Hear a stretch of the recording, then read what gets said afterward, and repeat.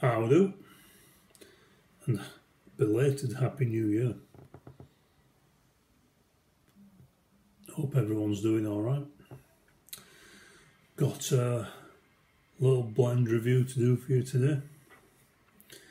I was going to do this at the weekend, but it's never enough time. Even my weekends seem to be insanely busy these days. Pandemic notwithstanding, there's just no chill sometimes, honestly. But I've got to do it today before I smoke it all and don't have any more to review. Because I like to be actually genuinely smoking it when I'm talking to you about it. I could pretend, but what's the point? Talking about, if you're reviewing a tobacco and not actually smoking it at the same time, that's a madness. Could all be smoking clan and talking about something else. It just becomes fantasy at that point. But anyway, I'm smoking my Blakemar Cairngorm, which was a club pipe for a Facebook group I'm in. And in it, as the title of the video suggests, smoking Watch City Cigar, Old Dominion. Old Dominion, I believe, is a nickname for West Virginia. I could be wrong. Might be just Virginia. I'm not sure. No idea. Don't matter. Who cares? I'm not an historian. And it comes in these pretty chunky kind of flakes. It's in your McBaron uniform style flakes. This is a little bit more chunky, a bit more substantial. A bit like, I guess, Fusiliers rations, I suppose, to a degree. Or some of the other crumble cake sort of blends. Now, I believe, could be wrong, I believe that the tobaccos used in this are Sutliff, but don't quote me on that, I'm not entirely sure. Now, Old Dominion, it's a Virginia Perique. It has bright and red Virginia. It's got Perique, obviously. And that's it, really. Sounds simple and straightforward enough, but it's not a boring smoke. Not by a long stretch.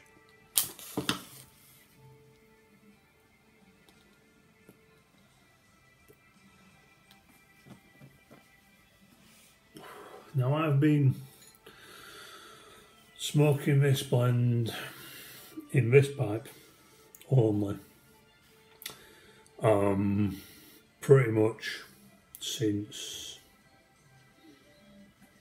that sort of weird gap between Christmas and New Year. I mean, granted, I only have a couple of bowls a day, and even some days I don't even smoke any, because don't always have the time.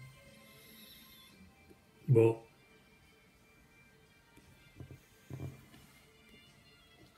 I'm certainly seeing the benefits of dedicating one pipe to one blend.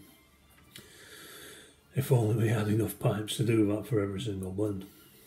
Well, some of you do, but I'm not going into that.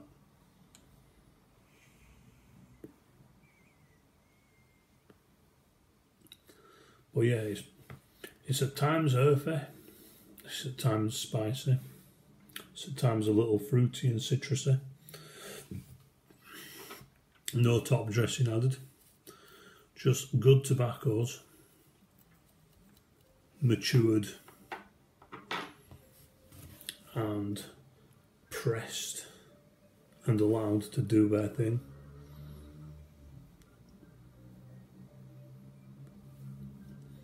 It's a really, really good blend, is this one. In fact, that doesn't really do it justice. Let's try for better, because, I do have a vocabulary, so let's try. It's magnificent. It's really good. It It's just the right level of strength to be an all-day smoke for me. It's sort of medium, medium to mild, but not too mild. You know you've had the smoke when you've had it. It has a good room note, has a kind of toasty kind of bready smell to it. My wife, when she comes in the room after I've been smoking this, does say it smells really nice, that tobacco. So there you go. It's not got an offensive smell like some of the tobaccos I smoke. So that's a plus. It's not a main reason to smoke it, but it's definitely a plus. What else can I say about it? I mean, I suppose the fact that, you know, I've tanned nearly 2 ounces of it. Well, in fact, tell a lie. I've tanned nearly 4 ounces of it because I already had 2 ounces sent to me previously, and I did smoke it all before I had time to review it. And now I've got maybe a little over half an ounce so left. So yeah, I like this one, as you might be able to tell. It's really good. I would even go so far as to say that this one gets a coveted and rare 5 out of 5 from me. There's nothing I'd change with it, nothing at all. I could happily smoke this all the time, much like other past favourites like, say, Jermaine's Medium Flake. Just so easy to smoke, it just goes down so well. So easy going. So yeah, I would give Old Dominion a 5 out of 5. I think it's fantastic. You boys in America, I know you're always wanting to get all the Guff blends and stuff, and that's fair enough, you know they are good. But I tell you what, if I could get hold of this, I'd just be buying that most of the time. And quite honestly, that is what I would be stocking up on if I had easy access to it. No doubt if I got in touch with Watch City, I'd be able to organise something, and, you know, perhaps I will in the future get myself a good stockpile of it. But for now, I've got a lot of other tobaccos to smoke, so, you know, we'll get there some point in time. But yeah, that's Old Dominion. I'm going to finish this off in a minute. Any other business? I know a few people have been in touch saying, and I'm not doing that thing that people on YouTube do, saying, I know a few of you have asked when it's bullshit and no one's actually asked. I'm not doing that. I'm being honest. A few people have actually asked if I'm doing a top 5s for 2020. Initially I was saying yes, but now I'm thinking probably not, because really I didn't have that much variation in what I smoked. If you all really want to know, just comment below and I will do some quick roundup. But the other thing to know is I didn't actually smoke a bad tobacco last year, so what would I put on my shit list? It's difficult. It's difficult. I'm going to have to make sure at some point this year I smoke a token aromatic just to complain about at the end of the year. So yeah.